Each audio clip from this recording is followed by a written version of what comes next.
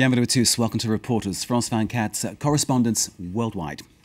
In this edition, the harrowing story of a man arrested, tortured and imprisoned for almost a decade, all for something he didn't do.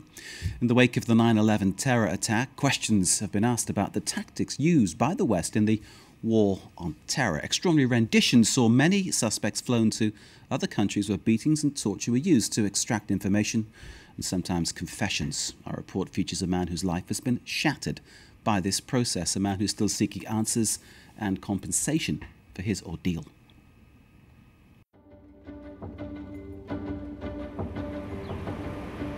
Abou Elkassim Britel loves to run in the old town of Bergamo in Italy, outdoors in the fresh air, but for years this was impossible.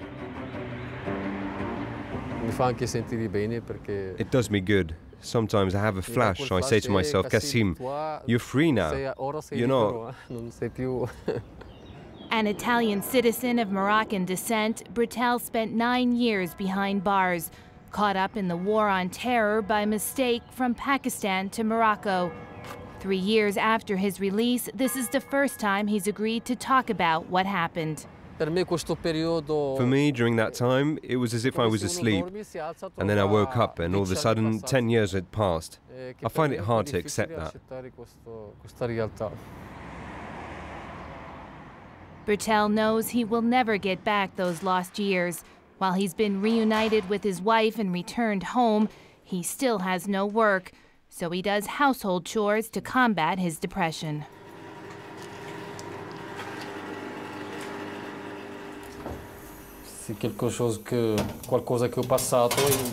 It's something that happened to me. It's hard to forget. The suffering, every day I feel it.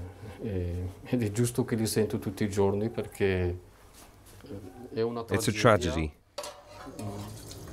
A tragedy that began in mid-2001. Britel went to Pakistan to study Islam. After the events of September 11th, U.S. President George Bush launched the war on terror. While in Pakistan, police roundups of immigrant Arabs increased. In March 2002, Britel was arrested by the authorities. Then came the secret police. He tells of long interrogations and torture, beatings with a cricket bat, hours spent handcuffed and hung from the ceiling. U.S. intelligence officers grilled him about Osama bin Laden and offered him a deal. They said, I want to make a deal with you. You tell me where to find Osama bin Laden, and we'll give you a car. We'll offer you whatever you want. I told him I don't know anything. You're wasting your time with me.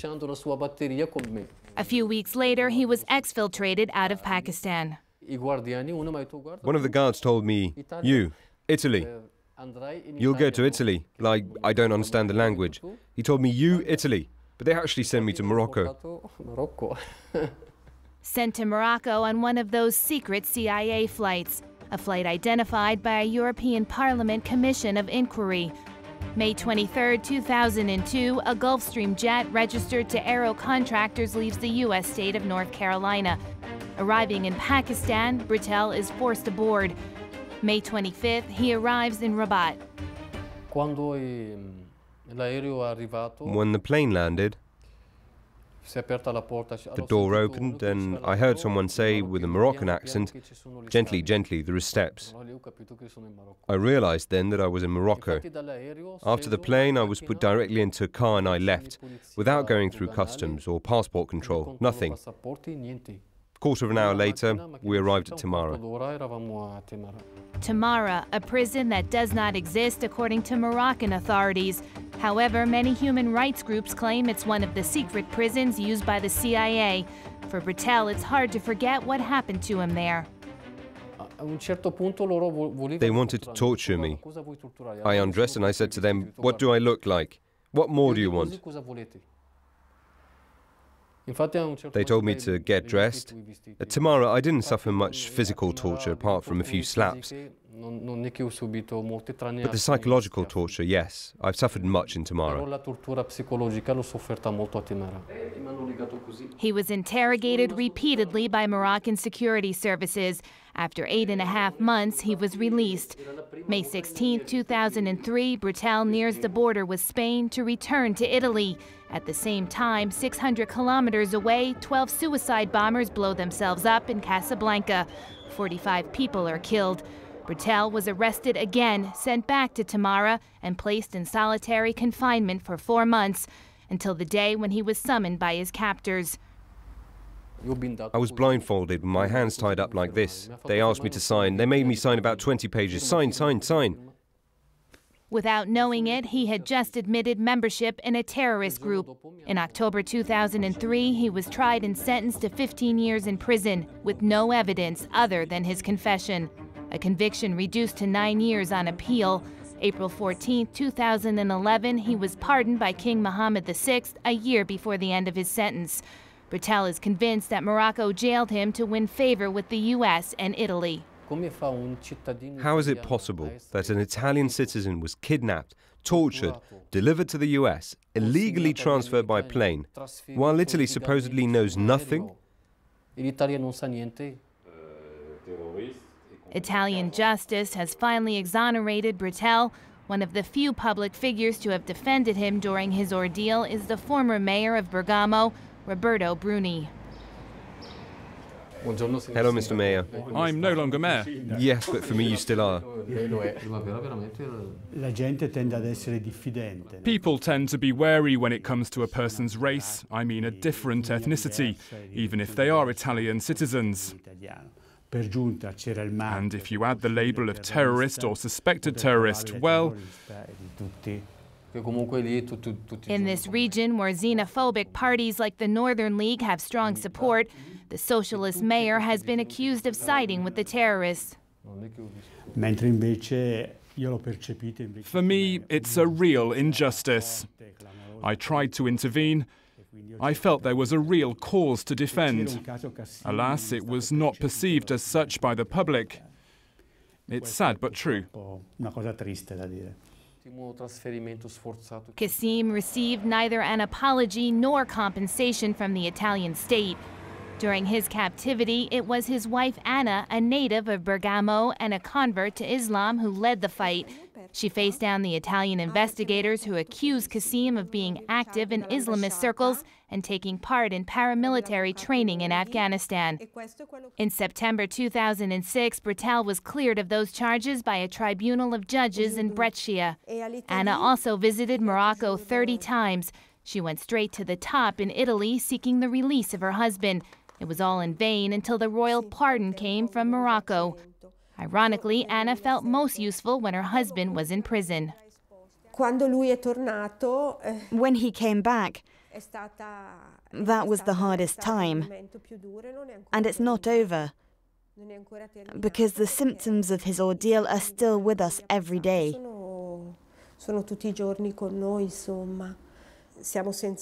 We have both changed now a lot.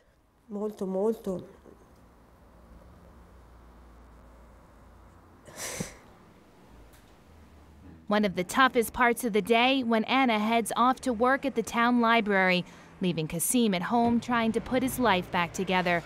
One of his rare outings of the week is Friday prayers at the mosque in a soulless suburb of Bergamo. To make a little money, he sells religious items to the faithful after the service is over. Thank you, my brother. No, thanks to you, my brother. You always have the things we need. Thank you. But on that day, for the first time, the police get involved. I'm leaving. Your papers, sir. You know this creates problems here. Do you have a street vendor license or not? No, I just wanted to ask for one. You know the penalty, 5,540 euros. I tell you this because there are people here and that creates a complicated situation. Sir, I had a tragedy here in Bergamo that nobody knows about. I'm not working, I have nothing. His chance to earn some money just vanished. Is that your only way to make money? Yes, otherwise you have to steal to survive.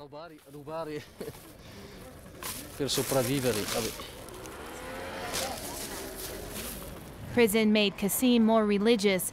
Before, he liked to walk in the old town of Bergamo in the middle of the churches and basilicas, but no longer. How do you feel when you hear the church bells? They annoy me. They rub me the wrong way. I'd much prefer the call of the muezzin. The muezzin represents something useful for everyone, not just for Muslims. It displeases me greatly that people don't know the truth. Because there is no God but Allah.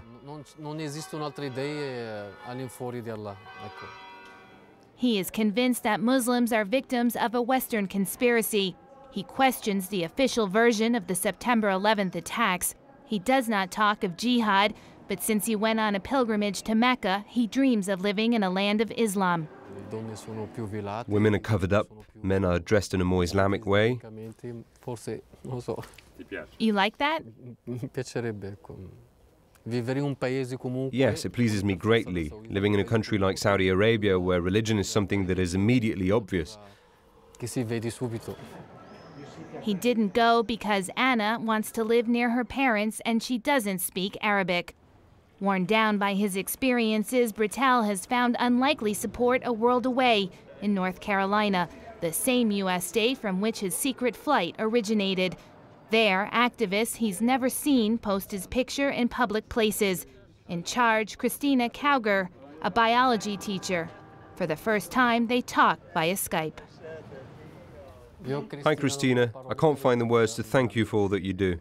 We feel very sad to live in a country where so many people have ignored what happened to Kassim and to so many other people. She tells him that a coalition of Christian and human rights groups have launched a campaign to ask the American, Italian, Pakistani, and Moroccan governments to apologize to Kassim.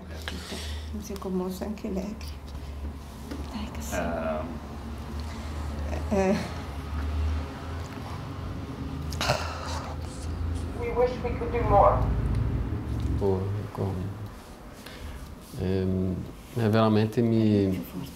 I feel it's crazy. The Americans on one hand made everything so hard for me. And on the other hand, there are these people who are trying to help me and sacrifice their time for me. It amazes me. Ciao Cristina. Grazie ancora. Grazie mille. To give his life some meaning, Kassim tries to translate religious texts, but he can't really get into it, haunted as he is by the past. What happened to me was done on purpose. That's why I cannot forgive those who did it. 9 years of tragedy, and for what? It's still not over. I suffer every day. The truth is, I still feel like I'm in prison. To escape, he hopes that time will heal his wounds with the help of Allah. Our reporter Mark Perelman joins us now. Mark, fascinating film and a remarkable story to hear and to discover. This man clearly, and possibly rightly, trusts few people. Why did he choose to speak to you? Well, it took time to have him on air because I first got in touch via email with his wife, and she told me, no, he's not ready to talk to you. It's too much pain. He isn't feeling it. And so eventually she gave me his email address. I exchanged emails with him, explained to him what I would like to do. We had a Skype exchange, and then after more time to think about it, he accepted, but it was clearly difficult for him to speak out in the media for the first time. Clearly, he is broken, certainly damaged by his experiences, yes. Struggling to hold it together. What realistic future does he have? Well, it's a big question mark. He clearly is unemployed. When he's looking for a job, he doesn't really look for it. And obviously, as you can see, there is clearly he's identified as a Muslim, as a religious Muslim, and someone who had a 10-year hole in his CV, and so people are not keen to give him a job. And so he's thinking, he's dreaming of maybe Saudi Arabia or land of Islam, but his Italian born wife who has her family there isn't too keen on moving to another place. Extraordinary rendition raised lots of questions about the role that, let's call them satellite countries, played in doing the bidding of the bigger Western powers. But in this story, we learn about Morocco taking part in this. Right. What more can you tell us about Morocco and Morocco's role? Well, Morocco denies it. The place where he claims he was detained, Tamara, doesn't exist, according to Morocco's official line. And however, there have been testimonies. His is one, but there have been other testimonies. Someone who is a British citizen who claimed he was there.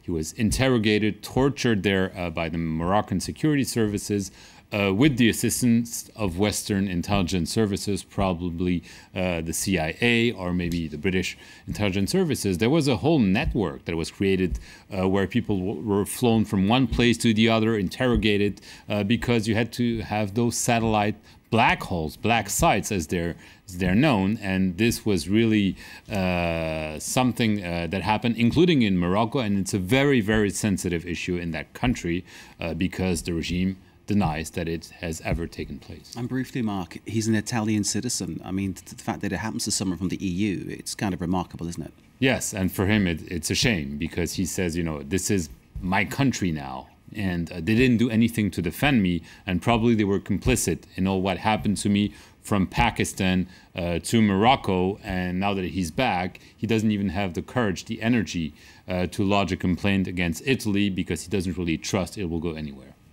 Mark Perlman, thank you very much indeed. To see Mark's report again, you can via our website, France24.com. This is Reporters. You're watching France 24. Stay with us.